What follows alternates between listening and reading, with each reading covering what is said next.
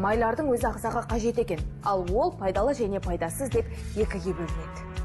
Пайдалы майлар өз ішінен қаныққан және қанықпаған деп бөлінеді. Омега-3, зәйтүн майы, рапс майы, леон майы, және түрлі грек жаңғақтары, балықтың майлары жатады. Бұл майлардың ең бірінші пайдалысы ол мидың жұмысына жақсартады, сонымен бөлек жүрек қан тамыр жүйесін жақсартады, теріні, шашты жақсартады. Сонымен бөлек зат алмасу процестеріне қатысып, энергияның бөлінуіне өзінің септігін тигізеді.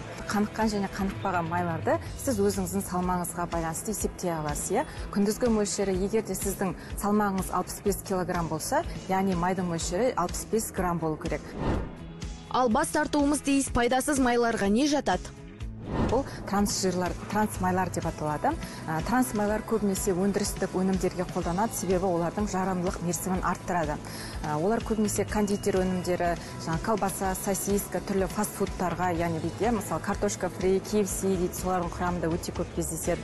Сонымен бөлек тоқаш, торттар, неше түрлі печенье дейді. Бұлардың барлығында осы трансмайлар қолданады. Организмге кері әсері бұл холестеринді жоғарылатып, сіздің жүрек қан тамыр ауруларына алып келіп, түрлі диабет аурулары, түрлі салмақтың жоғарылауы сияқты процестерді жоғарылатып жібереді. Май ағзаны энергиямен қамтамасыз етеді, мидың жұмысын жақсартады, терінің құрғақтығын жойып, өттің дұрыс бөлінуіне көмектеседі. Ал пайдалы және пайдасыз майларға не жатады? Оның ағзадағы басқа да қызметтері қандай? Студиядағы теледәрігерлеріміз жалғастырады.